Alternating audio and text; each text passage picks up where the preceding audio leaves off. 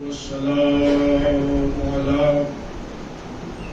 سيدنا وشفينا أبي القاسم محمد اللهم صل على محمد وعلى آله الطيبين الطاهرين ولعنة الله على أعدائهم أجمعين من يومنا هذا إلى قيام يوم الدين. أما بعد فقد قال الله سبحانه تبارك وتعالى في كتابه المبين وهو أصدق الصادقين: ولا سوف يعطيك ربك فترضى. صلوات محمد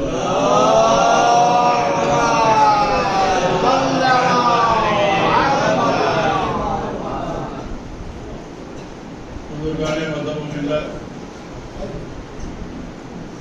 برادران ایمانی، عاشقان محمد و آل محمد علیہ السلام، سوگواران شہزادی اولیاء بنت رسول حضرت فاطمہ الزہرا سلام اللہ علیہا،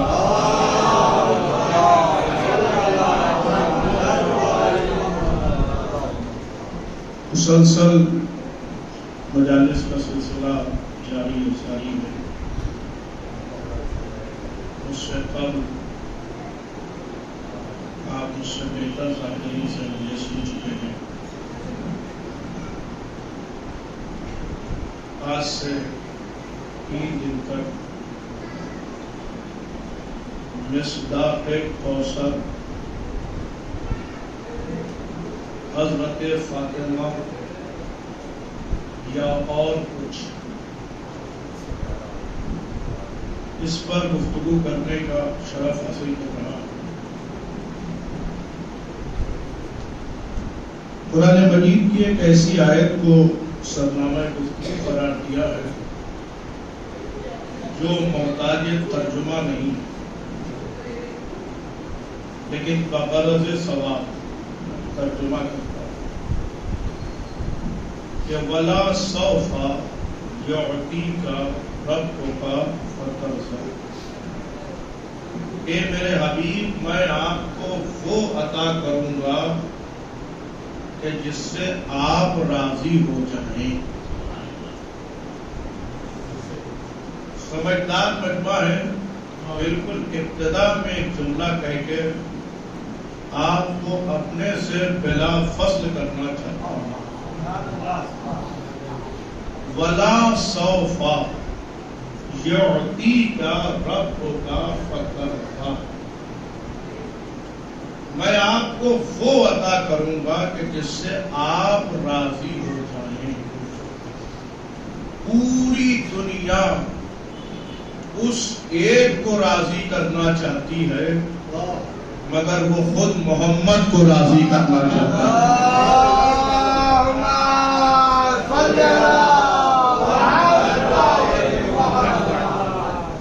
سب یہ چاہتے ہیں کہ وہ ایک راضی ہو جائے.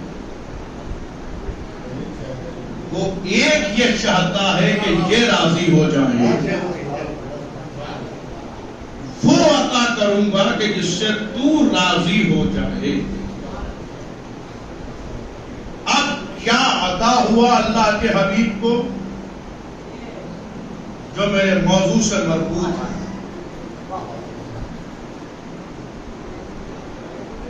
اللہ نے اپنے حبیب کو اس کائنات میں رحمت للعالمین بنا کے بھیجا.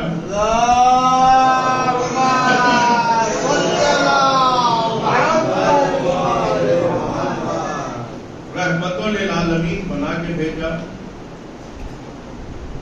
اور پوری کائنات انہی کی محبت میں بنائی. بالکل آہستہ آہستہ انشاءاللہ بات پہنچے گی آپ تک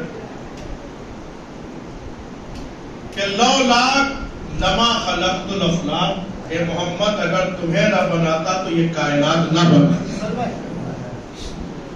یعنی پوری کائنات محمد عربی کا صدقہ ہے. یا ایک بات اور آگے کہتا چلوں کہ اس بنانے والے نے اپنی محبت عطا کو اتنا زیادہ وسیع کیا کہ بناتا گیا اور اپنے حبیب کے قدموں میں رکھتا گیا. بھئی ذرا سا توجہ فرمائے تو بات اور آسان ہو جائے. بناتا گیا اور اپنے حبیب کے قدموں میں رکھتا گیا. اے حبیب، درخت پر تمہارا اختیار، فضاؤں پر تمہارا اختیار، خلاؤں پر تمہارا اختیار، سنگریزوں پر تمہارا اختیار، کواکب پر تمہارا اختیار، فضاؤں پر تمہارا اختیار، خلاؤں پر تمہارا اختیار. ایسا صاحب اختیار بنایا ہے کہ جب چاہتا ہے سنگریزوں سے کلمہ پڑھوا لیتا ہے، جب چاہتا ہے دل کافر میں ایمان اڈیل دیتا ہے، جب چاہتا ہے مشرک کو دولت توحید عطا کر دیتا ہے. ایسا صاحب اختیار بنایا اپنے حبیب کو. اس حبیب کو سب سے پہلے بنانے کے بعد مگر بھیجا نہیں. بھئی یہ تراسی تمہیدی گفتگو ہے جو کہ جو میرا موضوع ہے، اس کے لیے ذرا-سی تمہید درکار تاکہ میں اپنے موضوع تک پہنچ سکوں. بنایا سب سے پہلے ہے مگر بھیجا سب سے آخر میں. بھئی جب بنا دیا تھا تو بھیجنا بھی پہلے چاہیے تھا. تو آواز مشیت آئے گی کہ بڑی ہستیاں جلدی نہیں آتی ہیں. بھئی بڑی ہستیاں. آئیے فانوس بھائی صلوات پڑھیے محمد والے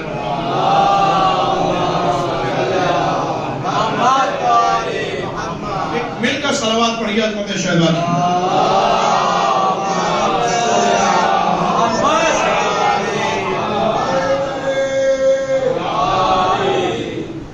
اور کر رہے ہیں بڑی ہستیاں جلدی نہیں آتی ہیں. دیکھیں یہ آپ کے لیے بھی ہوگی اور دیکھیں کدھر میری بات کہاں سے کہاں پہنچ گئی. بڑی ہستیاں جلدی نہیں آتی ہیں. بنا تو سب سے پہلے دیا مگر بھیجا سب سے آخر میں. کیوں؟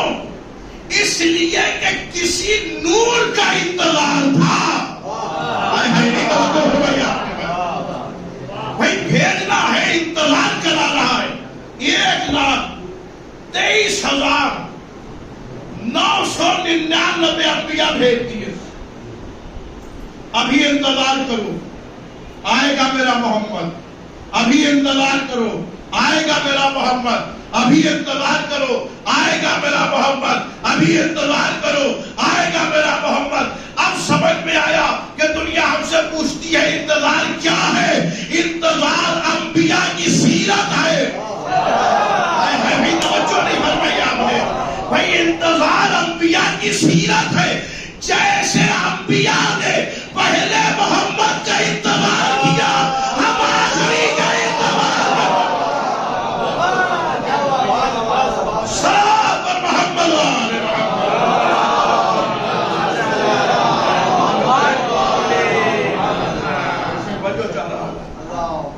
غور کیجیے. انتظار عبادت ہے. اب وہ نبی اس کائنات میں آ گیا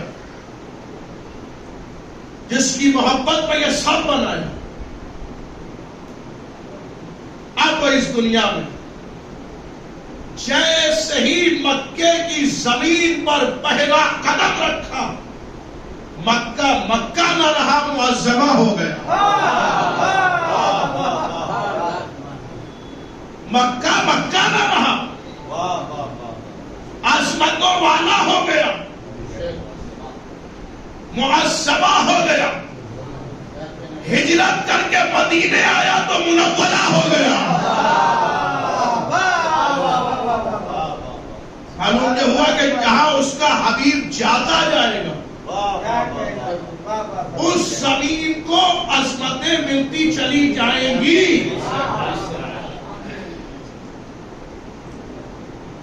یا رسول اللہ آپ کے بعد کیا ہوگا؟ آپ مکے پہنچے تو مکہ معظمہ ہو گیا، مدینے پہنچے تو مدینہ منورہ ہو گیا. آپ کے بعد کیا ہوگا؟ کب پریشان کیوں ہو رہے ہو؟ ایسا قبیلہ چھوڑوں گا کہ میرا مسیح نجف جائے گا، اشرف بنا دے گا، میرا نواسہ کربلا جائے گا، وہ اللہ بنا دے گا.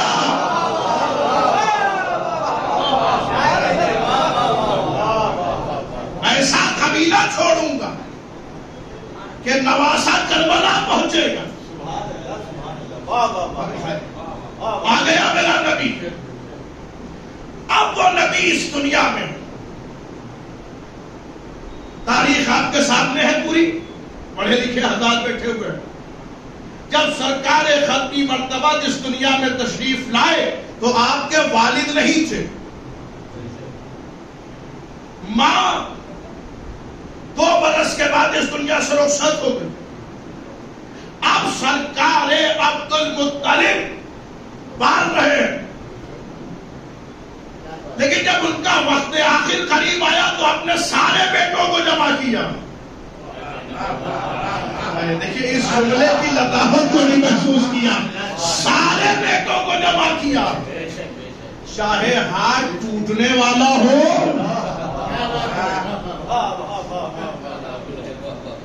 سب کو جمع کیا. دیکھیے میں پہلی کہہ رہا ہوں کہ تاریخ ہے، یہ ذرا سی تاریخ سنیے پھر لطف آئے گا. نبی 8 برس کے ہیں، سرکار عبد المطلب کا وقت آخر قریب، اپنے سارے بیٹوں کو جمع کیا. اپنے بیٹوں سے نہیں کہا کہ کون ہے جو اس کی کفالت کرے گا،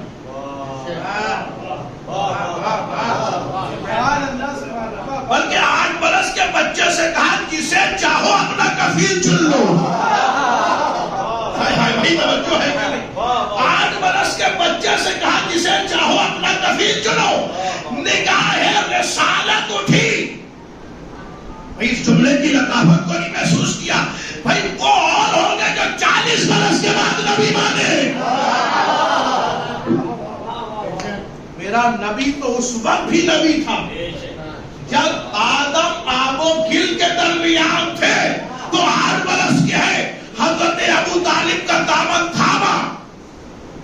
یہ تاریخ ہے. بیٹے کو گلے سے لگا لیا، اٹھایا. قدرت کو یہ ادا اتنی پسند آئی کہ فوراً قصیدہ پڑھا، عالم یلد کا یتیما فآویٰ. بیٹھے ہوئے ہیں اور عربی سے واقع ہونا ہے. فانوس بھائی بہترین شعر کہتے ہیں اور نصرت اہل بیت کرتے ہیں، اس لیے کہ شاعر کو امام نے ناصر کہہ کے خطاب کیا ہے. تو کبھی کبھی کچھ میں بھی مثلیں جوڑ لیتا ہوں. صلوات پڑھیے محمد علیہ.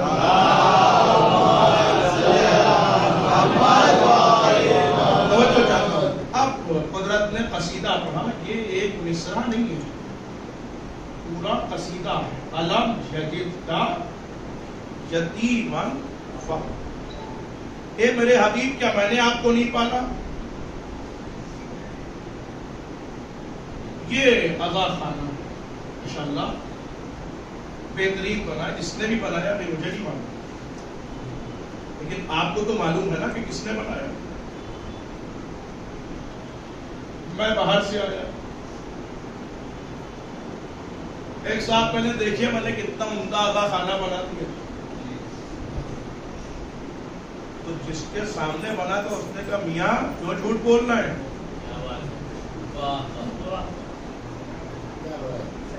گمراہ کرنا ہے مولانا کو. ہمارے سامنے بنا ہے، ہم سے کیوں چھپا رہے ہیں؟ نام کسی کا اور نام کسی کا نہیں پہنچے آپ جہاں لے گیا ہوں. علم یجد کا یتیمن فآویٰ. اے میرے حبیب کیا میں نے آپ کو نہیں پالا؟ قدرت اس پر ایسی باتیں زیب نہیں دیتی ہے. تاریخ کو کہتی ہے کہ ہر عام محمد کو ابو طالب نے پالا ہے، اور تو کہہ رہا میں نے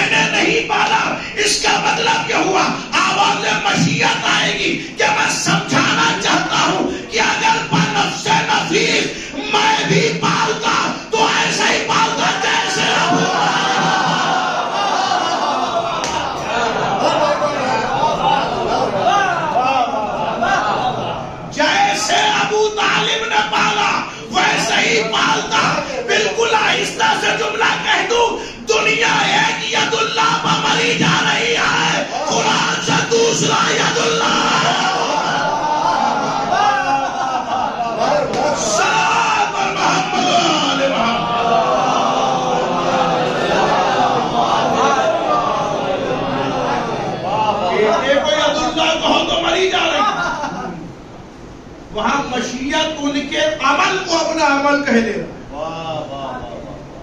میں نے پالا، میں نے. اچھا عجیب و غریب بات ہے، کبھی وہ میں کہتا ہے اور کبھی ہم کہتا ہے.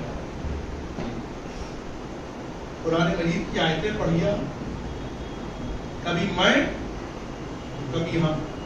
میں نے نہیں پالا، اب پرورش ہو رہی ہے. سرکار ختمی مرتبہ پل رہے ہیں سرکار ابو طالب کی گود میں. ہو سکتا ہے یہ میرا مجمع سوچ رہا ہو کہ یہ کہاں سے شروع کر دیا آپ نے. جو میرا موضوع ہے مصداق کوثر، بی بی یا کچھ اور، اس لیے مجھے اس منزل سے گزرنا پڑے گا. جب یہ منزل سمجھ میں آ جائے گی تو خود سمجھ میں آ جائے گا کہ اس کا مصداق کون ہے. اب پرورش ہو رہی ہے.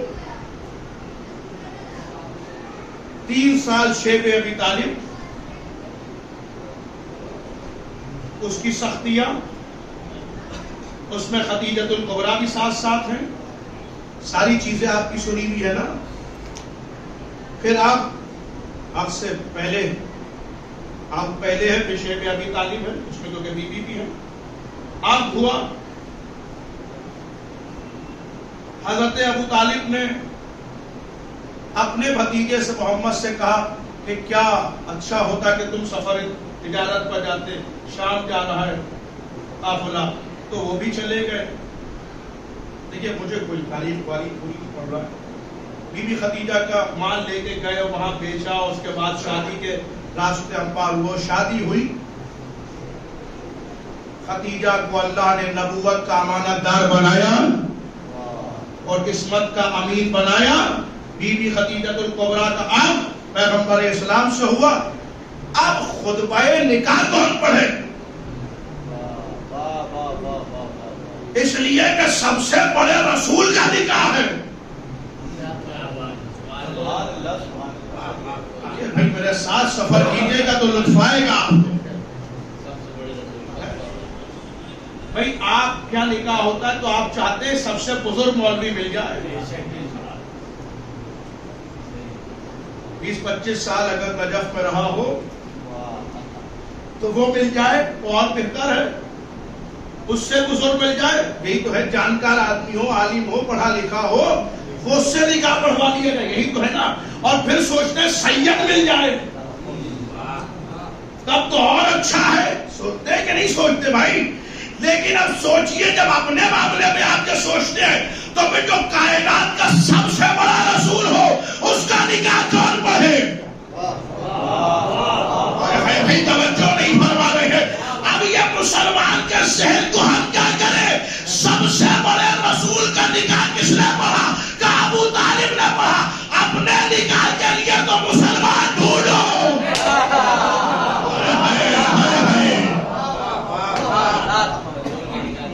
اور رسول کا نکاح ایک کافر پڑھے؟ نکاح پڑھا. پہلا فقرہ ہی قیامت کا ہے. الحمدللہ محمد و محمد صلی اللہ.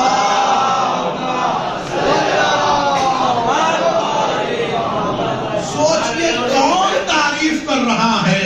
الحمدللہ الحمدللہ الحمدللہ الحمدللہ.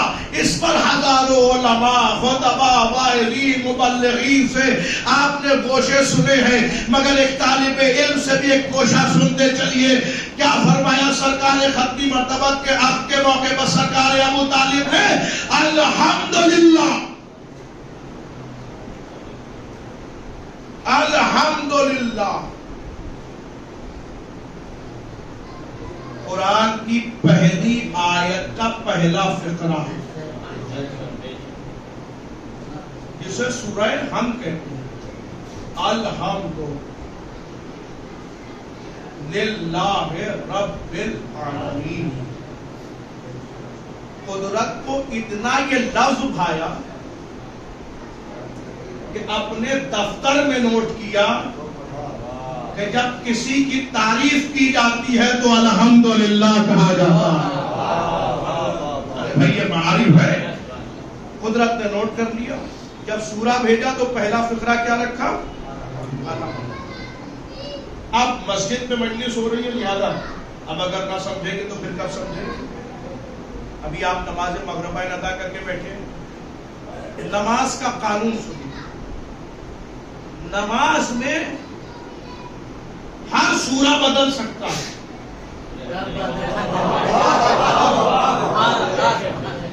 بس ایک سورہ حمد ہے جو نہیں بدل سکتا. چاہے مستحب نماز ہو چاہے واجب نماز ہو, سورہ حمد کی جگہ کوئی دوسرا سورہ نہیں آئے گا.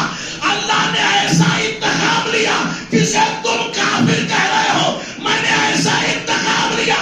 اب جب مسلح بناؤ گے ابو طالب کے ساتھ کے تلے دل جاؤ گے. الحمدللہ ضرور کہو گے, ضرور کہو. احسان ابو طالب کے تلے دبا کے رکھ دوں گا. پرورش ہوئی, اب سرکار ختمی مرتبہ تعامد ہو گیا.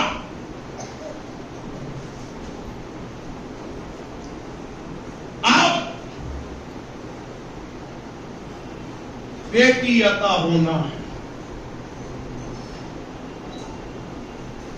وہ بیٹی عطا ہونا ہے جسے نہ صلب میں رکھا گیا نہ رحم میں رکھا گیا.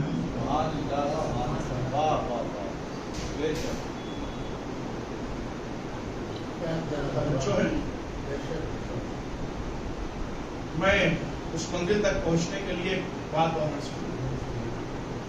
پیغمبر پرورش ہوئی, اب ہو. اب معراج پر بلایا گیا. کیا خوبصورت جملہ خطیب آل محمد علامہ اظہر حسن زیدی صاحب کا ہے. معراج پڑھ رہے تھے, میں بالکل اسی طریقے سے پڑھوں گا جملہ. جس کے دل میں علی رہتے ہیں وہ خاموش نہیں رہنے پائے. علامہ اظہر حسن زیدی کہتے ہیں کہ معراج پڑھتے پڑھتے اس منزل پر پہنچے اور کہنے لگے معراج کچھ بھی نہیں ہے, محمد اور علی کے راج کا نام معراج ہے. محمد اور علی کے راج کا نام. تو اب توجہ سے سنیے, تبھی منزل تک پہنچیں گے. چونکہ ایک کوثر عطا ہونا تھا لہذا لفظ بدلتا ہوں تاکہ مفہوم اور واضح. بی بی کا ایک لقب ہے تحفۃ الرب.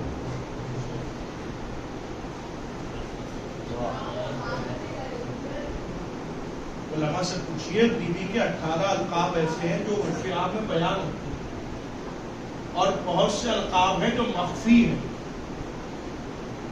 جو صرف انہی کی سمجھ میں آتے ہیں جن کی سمجھ میں فاطمہ آ جاتی ہے. جہاں طہارتوں کا معاملہ ہو وہیں سمجھ میں آتا ہے, باقی ہر سب کی سمجھ میں نہیں آتا. بی بی کا ایک لقب ہے تحفۃ الرب, رب کا تحفہ.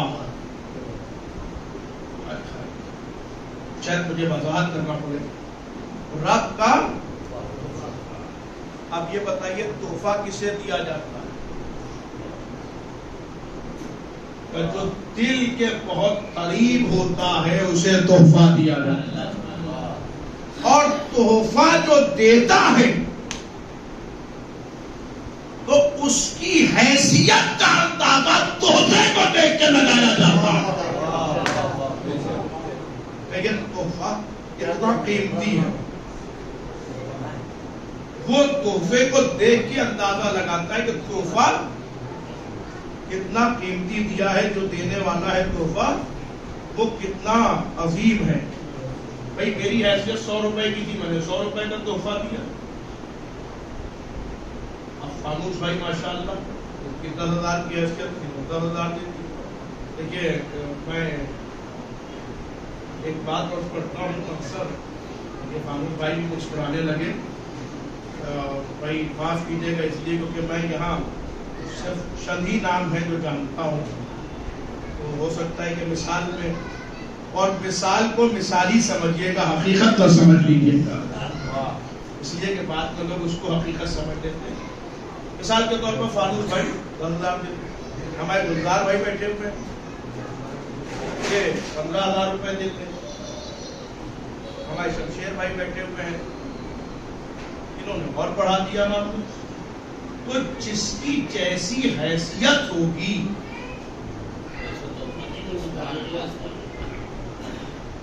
آپ کی خاموشی پر مارے ایسا تحفہ ہوگا۔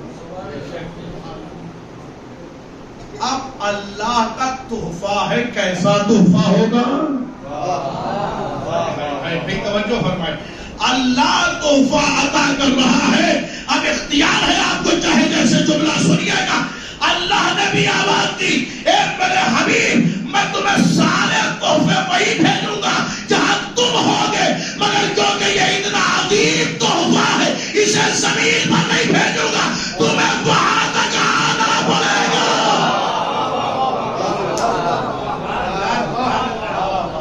زمین پر نہیں بھیجوں گا، تمہیں وہاں تک آنا پڑے گا۔ لہذا کہ اہتمام کیا، انتظام کیا، تحفہ دینا تھا، اور اسی تحفے کا نام ہے کوثر۔ اس لیے بھائی ذرا سے توجہ فرمائیں، اس لیے کہ جب آپ سورہ کوثر پڑھیں گے تو پہلا فقرہ ہی یہی ہے، اِنَّا أَعْطَيْنَاكَ الْكَوْثَرَ، ہم نے تمہیں کوثر عطا کیا، ہم نے عطا کیا۔ میں نے ابھی کہا نا، اللہ کہیں میں کہتا ہے، کہیں ہم کہتا ہے، نہیں توجہ، کہیں میں کہیں ہم، یہ ہم کہیں گے۔ بتایا کہ فاطمہ کی عطا میں صرف میں نہیں، کچھ ہم ہیں، کچھ ہم ہیں جنہوں نے فاطمہ عطا کی، اسی کو کوثر کہتے ہیں۔ اب کوثر کے جو معنی ہیں، بہت سے لوگوں نے لکھا کہ کثرت کے معنوں میں ہے، کوثر سے مراد نہر کوثر بھی ہے، آب کوثر بھی ہے، زیادہ کے معنی میں بھی استعمال ہوا ہے۔ جہاں بہت سے معنی لکھے وہاں بی بی کا نام بھی لکھا کہ کوثر سے مراد فاطمہ ہے، تو جب معنوں میں فاطمہ آ جائے تو پھر کسی معنی کی حقیقت رہتی نہیں ہے۔ سلام اور محمد وآل محمد،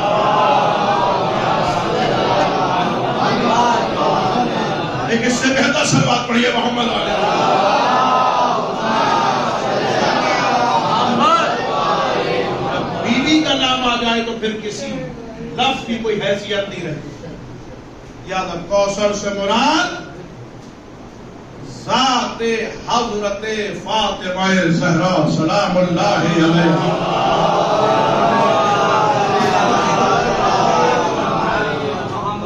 میں نے پہلے ہی دن اپنے موضوع کا خلاصہ کر دیا، میں وہ خطیب ہی نہیں ہوں کہ جو الجھا کے رکھوں مجمع کو، اب اور اب اور اب اور اب، میں نے پہلے ہی دن خلاصہ کر دیا کہ کوثر سے مراد صرف اور صرف ذات شہزادی،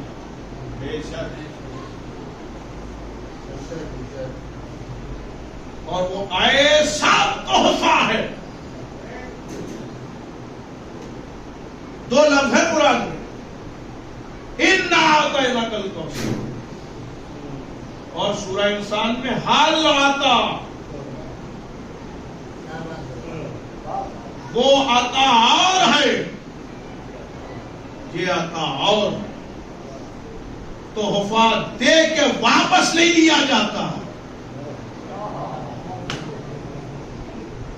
وہ تحفہ کتنے اہتمام کے ساتھ دیا۔ سنیے، میرا نبی سو رہا تھا، میرا بہت مشہور جملہ ہے، ہو سکتا آپ تک پہنچ گیا ہو، کیونکہ یہ بالکل خاموشی جو ہے اگر میں فضائل علی سے روزہ نہ کھلوا پاؤں تو پھر میں نمازی کیسا؟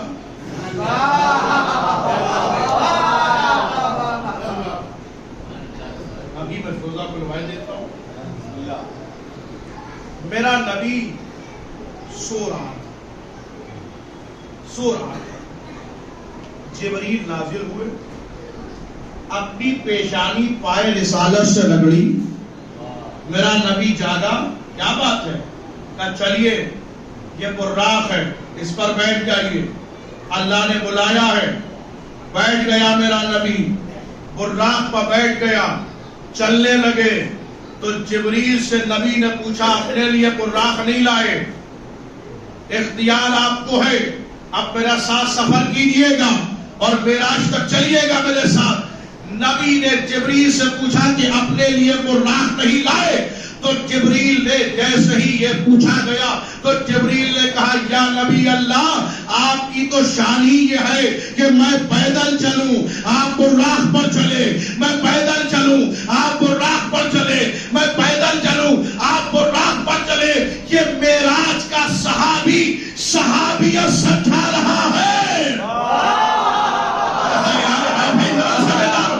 یہ معراج کا صحابیت سمجھا رہا ہے کہ صحابی کی جگہ نبی کے قدموں میں ہوتی ہے, پہلو میں نہیں ہوا جاتی. سلام پر محمد وآل محمد. تھوڑا سا قریب آ جائیں گا.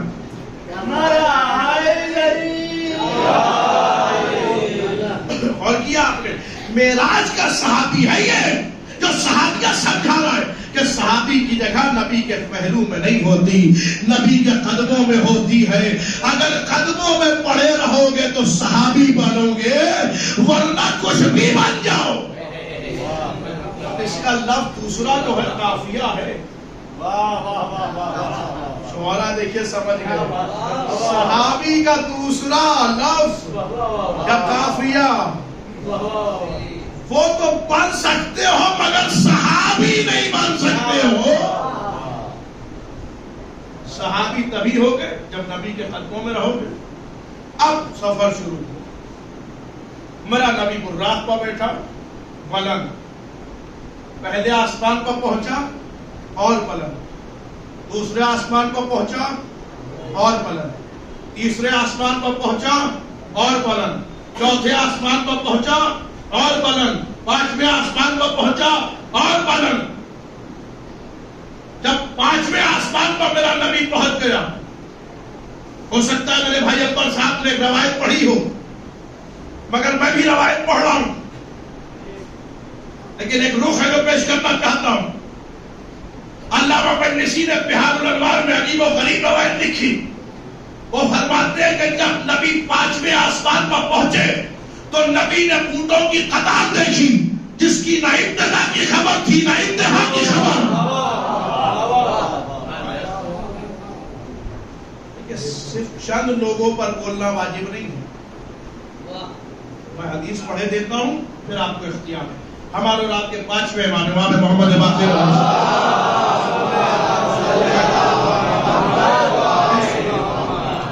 امام فرماتے ہیں کہ جب میرے جد علی کے فضائل بیان ہوں اور فضائل سن کے کوئی مسکرا دے تو سمجھو 6 مہینے کی عبادت سے افضل کام انجام دیا.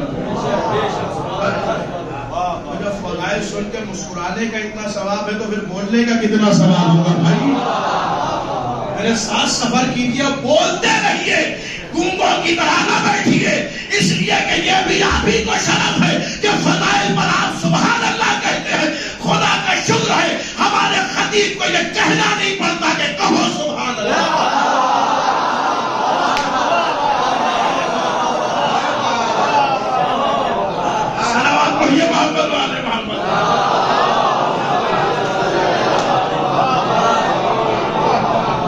سمجھدار مجمع بیٹھتا ہے کہ خود کہتا ہے سبحان اللہ. کہنا نہیں پڑتا خطیب کو کہ کہو سبحان اللہ.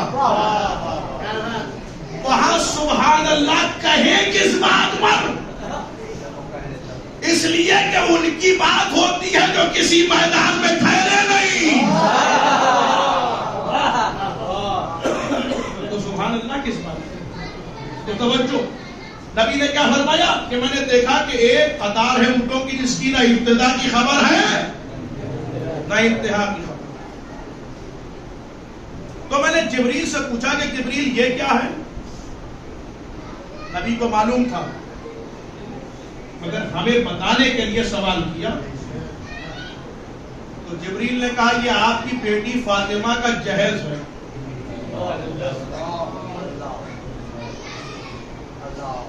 یہ آپ کی بیٹی فاطمہ کا جہیز. تو کہا میں دیکھوں. اب باپ بیٹی کا جہیز نہ دیکھے گا تو کون دیکھے گا؟ بسم اللہ آگے بڑھیے. اب نبی کہتے ہیں میں نے ہر اونٹ پر ایک صندوق دیکھا اور ہر صندوق میں 1000 کتابیں اور ہر کتاب میں 1000 فضیلت مولا علی کی.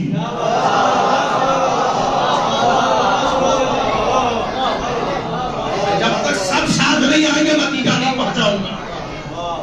ہر کتاب میں 1000 فضیلتیں. تو یہ سب بولے ساتھ میں 1000. دیکھیں یہ نام لیتے ہوئے آپ نہ شرمائیے اس لیے کہ یہ نام آپ کی شرافت کی دلیل بھی ہے. یہ نام لیتے ہوئے تو وہ گھبرائیں کہ جن کے اجداد نہ رکے ہیں نہ ٹکے ہیں. جہاں نسلی خباثتیں ہوں، جہاں امانت میں خیانت ہوئی ہو، وہ یہ نام نہیں لے گا. ورنہ علی کا نام لینا تو شریف انسان کی دلیل ہے، شرافت کی دلیل ہے. تو ہر کتاب میں 1000 فضیلتیں مولا. ذرا زور سے بولیے تاکہ مجھے سنائی دے جائے. ہر کتاب میں 1000 فضیلتیں مولا علی کی. اب بی بی کو زندگی میں 2 تحفے ملے. ایک فدق، ایک فضائل علی. فدق دیا باپ نے،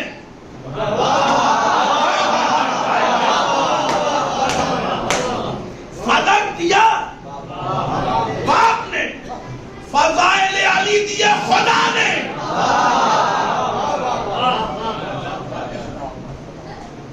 بالکل اطمینان سے سنیے گا. فدق دیا باپ نے، فضائل دیے کس نے؟ خدا نے. اب مجھے بتائیے جنہوں نے فدق چھینا بی بی ان سے راضی تھی یا ناراض؟ نتیجہ پہنچا کہ نہیں پہنچا؟ فدق جنہوں نے چھینا بی بی ان سے راضی تھی یا ناراض؟ کا ناراض تھی تو ذرا سوچو جب باپ کا دیا ہوا تحفہ اگر کوئی چھین لے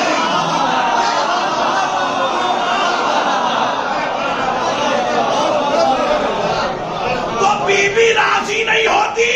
تو اگر کوئی فضائل چھپانے لگے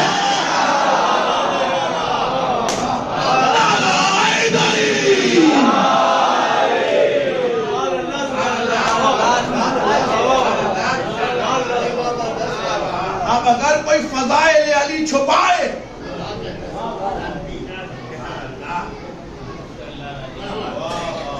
تو اس سے اللہ تو پاک کی بات ہے. پہلے تو فاطمہ کی رضا چاہیے اس لیے کہ جب ان کی رضا ملتی نہیں اس کی رضا ملتی نہیں. توجہ ہے کہ نہیں؟ اس کی رضا ملتی نہیں. اور کیا فضائل علی تحفہ کس کا ہے؟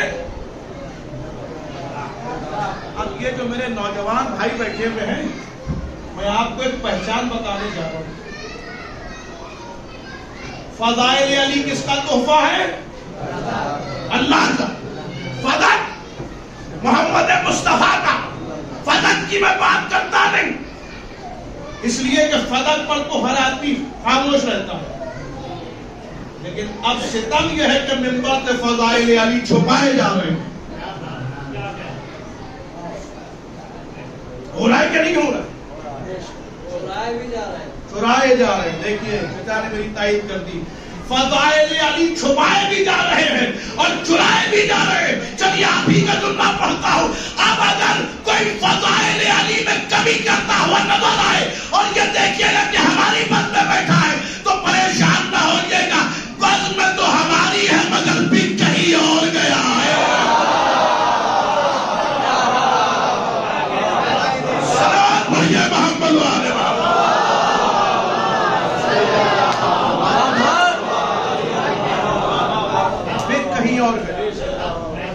اور دو تحفے بیوی کو ملے. ایک محمد مصطفیٰ نے دیا, ایک اللہ جل جلالہ اس نے دیا. دو تحفے. دیکھیے گھڑی کی سوئیاں بہت تیزی سے چل رہی ہیں.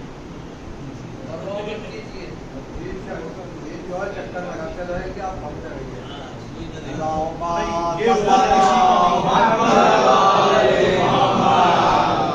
بس جو باتیں رہ جائیں گی وہ کل, اور گزارش یہ ہے کہ آپ وقت سے آئیں گے تبھی لطف آئیں گے. انشاءاللہ 9 بجے کا وقت ہے تو حتی الامکان میری کوشش یہ ہوگی کہ میں 9:30 بجے منبر پر آ جاؤں اور 10:30 تک کے انشاءاللہ مجلس تمام. انشاءاللہ سنیے. تو اب سواری چل رہی ہے, سواری چل رہی ہے. دیکھیں معراج ابھی پوری پڑھی نہیں پاؤں گا آج, کل. بس جلدی سے بات سنیے. ابھی نبی 5ویں آسمان ہی پر ہیں, پھر 6ٹھے آسمان اور بلند, 7ویں آسمان. بولیے بھائی. میں وہ خطیب ہوں کہ جو اپنے ساتھ مجمع کو بھی بلواتا رہتا ہوں, اس لیے کہ کوئی سونے نہ پائے, کوئی بات میں یہ نہ کہے ارے اونگ آ گئی تھی نکتہ بھول گئے. ہم قدیر کے سپاہی ہیں, کسی کو اونگ نہیں آنے دیتے. کوئی یہ کہے کہ ہمیں نیند آ گئی تھی.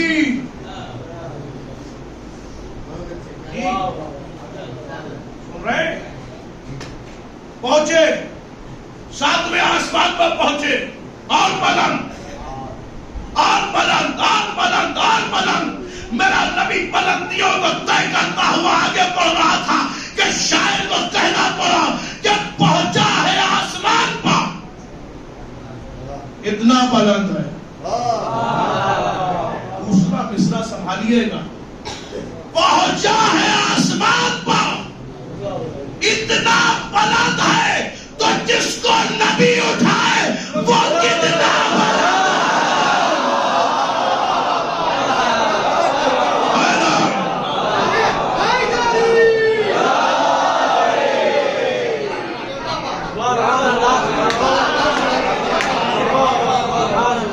پہنچا ہے آسمان پر, اتنا بلند ہے. جس کو اٹھائے وہ کتنا بلند ہے.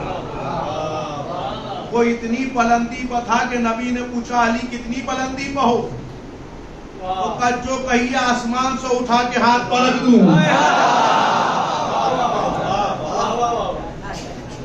فرحبیب کبریا خاتم الانبیاء باواز بلند صلی اللہ.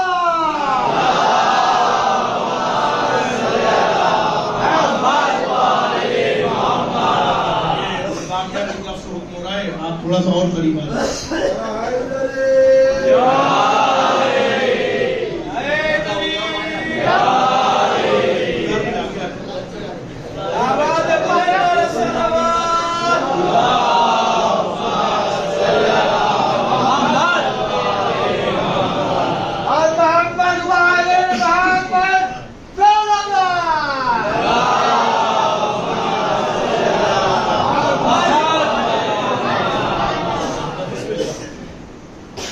پہنچا اتنا بلند ہے تو جس کو نبی اٹھائے. بس یہیں پر میری تقریر تمام ہوئی آج کی. ایک جملہ اور باقی کل جس کو سننا ہے وہ وقت سے آئے گا. ہم پر یہ اعتراض ہوتا ہے کہ آپ صرف علی کی شجاعت پڑھتے ہیں, آپ نبی کی شجاعت ہی نہیں پڑھتے. جملہ کہوں, آپ اتنی دیر میدان میں ٹھہرتے ہی کہاں ہیں؟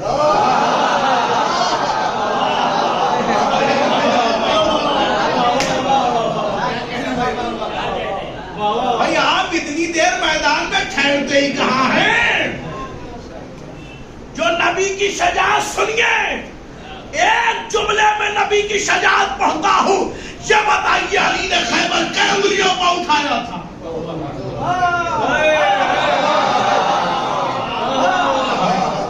دو انگلیوں پر فیصلہ ہو گیا. جو دو انگلیوں پر خیبر اٹھائے اسے علی کہتے ہیں, جو علی کو دونوں ہاتھوں پر اٹھائے.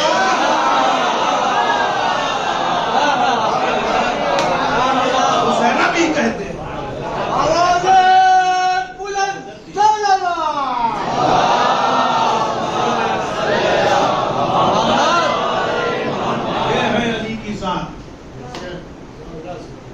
اب وہاں تک میرا نبی پہنچا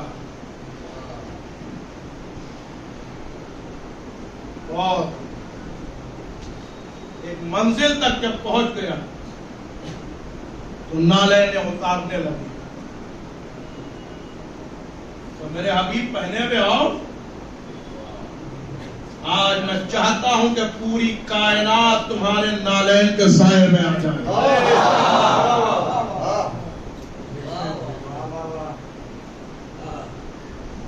ایمان میں اضافہ کروں, پوری کائنات جس کی نالین کے سائے میں ہو اسے محمد کہتے ہیں, اور جو خود محمد جس کے سائے میں ہو اسے ابو طالب کہتے ہیں. پوری کائنات نالین محمد کے نیچے تھی. اتارنا نہیں نالین, پہنے پہ آؤ. اور تو جبریل نے بھی کھول دیا پر نہ گیا. کھڑے ہو جائیں. اور تو جبریل نے بھی کھول دیا پر نہ گیا. اس کے کاندھے تلک پہنچے میرے مولا کے قدم, اس کی نالین تک کوئی بھی پہن کر نہ گیا.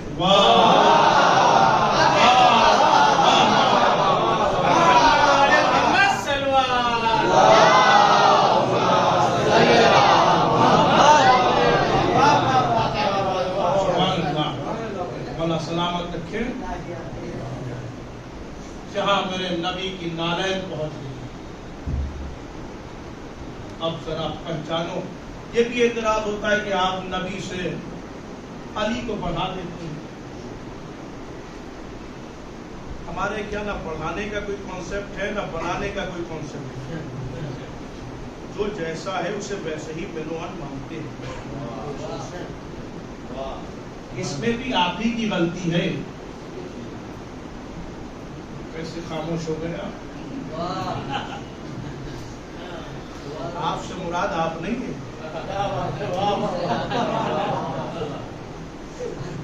کچھ اشارے بھی سمجھا کیجیے بھائی.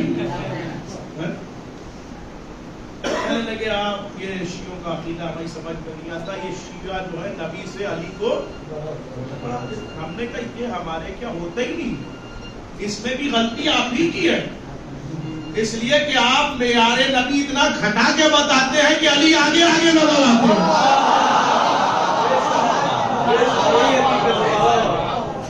یہ بھی عرض کروں گا آگے. آج تو میں خالی ہیڈ لائنز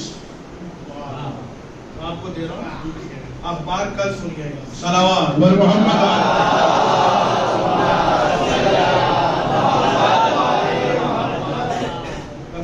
نبی سے پڑھا دیتے ہیں, نبی سے پڑھا دیتے ہیں. غلطی آپ کی ہے. آپ معیار نبی اتنا کھٹا کے بتاتے ہیں کہ ہر فضیلت میں میرا مولا جو عرش پر جس کی نالین جائے وہ محمد ہے، اور جس کے قدم دوش نبی تک جائے وہ علی ہے۔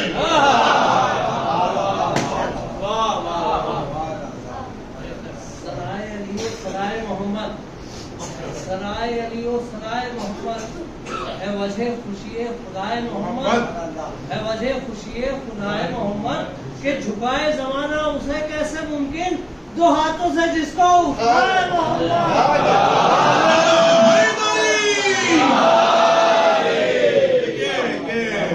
جتنا مجمع ہے اس مجلس کی قبولیت کے لیے اور میری ذاکری کی قبولیت کے لیے اور آپ کی حاضری کے لیے اور بانیان کی مجلس کے ساری نیک حاجتوں کو پورا ہونے کے لیے اور یہاں جتنے بزرگان بیٹھے ان سب کی صحت کے لیے نعرہ میں لگا رہا ہوں۔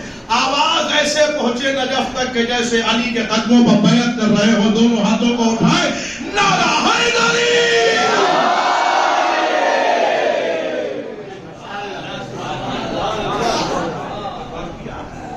ابھر کر مچھلیاں کرتی ہے یہ بازو حیدر کی، ابھر کر مچھلیاں کرتی ہے یہ بازو حیدر کی، حقیقت دیکھ لی تو انگلیوں نے باب خیبر کی، علی ہے غیث میں اور سایہ تلوار میں مرہم، خبر لے واحد برحق ذرا جبریل کے پر کی،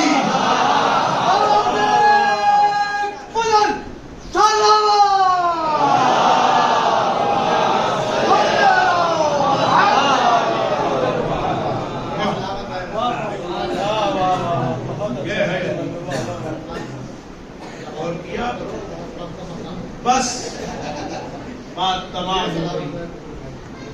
جہاں میرا نبی نالین پہن کے جائے وہ عرش ہے، جہاں نالین اتار کے آئے وہ فرش۔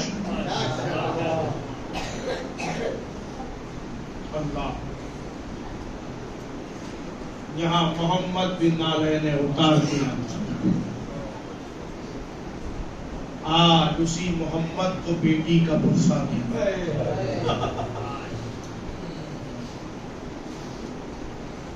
جو مجلسیں کسی بی بی کے نام نامی،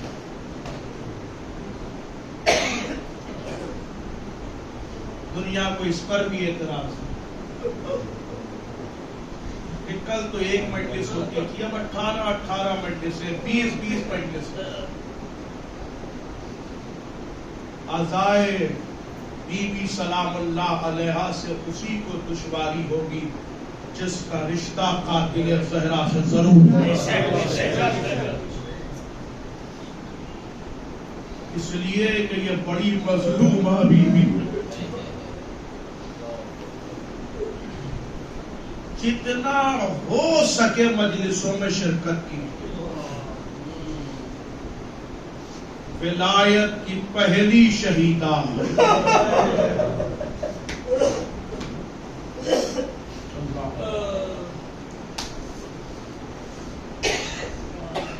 عجیب و غریب جملہ میں نے تاریخ میں پڑھا۔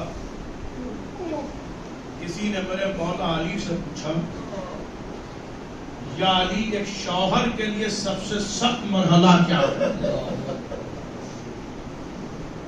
علی کی آنکھوں میں آنسو آ گئے،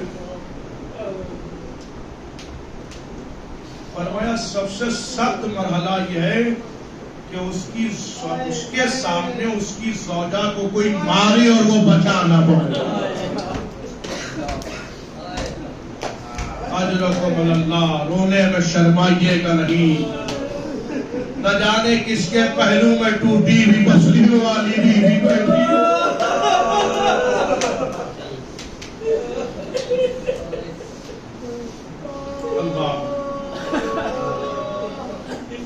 علی کی سب سے بڑی مظلومی یہی ہے کہ علی کے سامنے دروازہ جلا دیا گیا اور علی کچھ کر نہ سکا، صرف دروازہ نہیں جلایا گیا بلکہ دروازے کو ایسے دھکا دیا گیا کہ میری شہزادی در و دیوار کے بیچ میں آ گیا۔ بس ایک روایت اور مجلس تمام ہو گئی. دروازہ چل گیا. جناب فضہ کہتی ہے میں نے دیکھا کہ میری شہزادی نماز پڑھنے کے بعد آہستہ آہستہ اس دروازے کے قریب آتی تھی اور جلی ہوئی لکڑیوں کو اٹھا کے سونگتی تھی اور سونگ کے کہتی تھی میرے محسن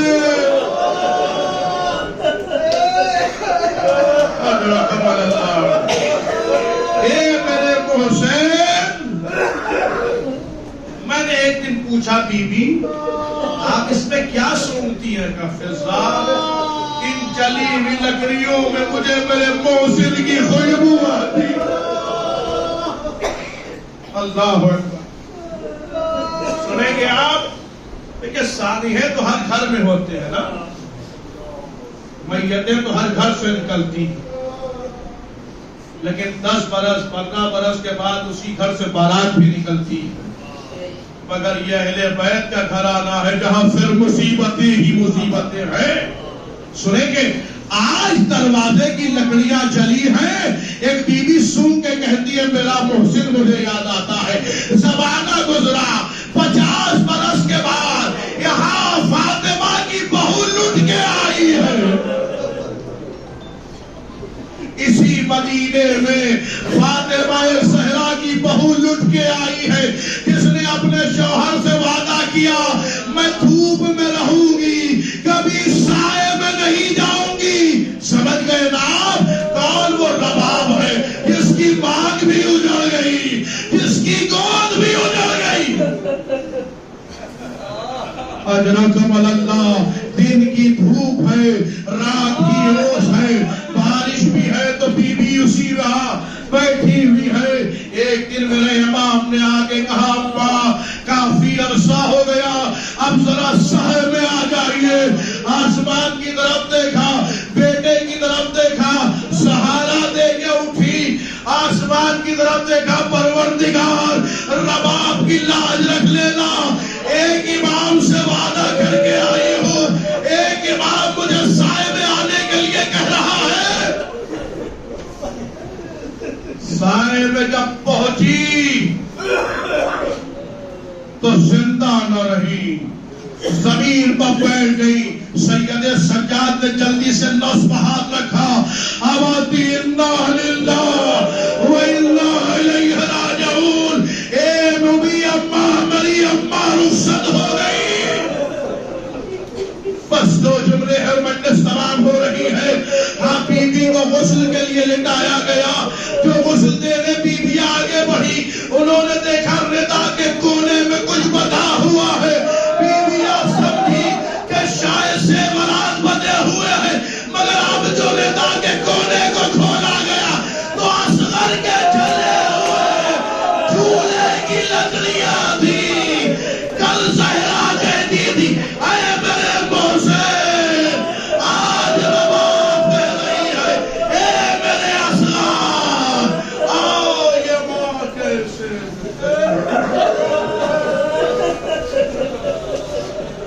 سيعلم الذين ظلموا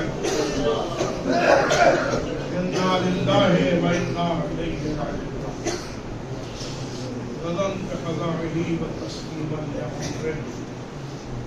معبود بس دعا یہ ہے کہ ظلم اور ظالمین کے خاتمے کے لیے بالخصوص کربلا والوں کے انتقام کے لیے یوسف زہرا حضرت حجت کے ظہور کا تعجیل فرما, ہمارا شمار ان کے اعوان و انصار میں فرما. اعلان گزارش ایک مرتبہ سورہ محمد, 3 مرتبہ سورہ توحید کی تلاوت فرما کر مرحومہ ام فروا بنت طاہر حسین صفدری بیگم بنت سید محمد مکیر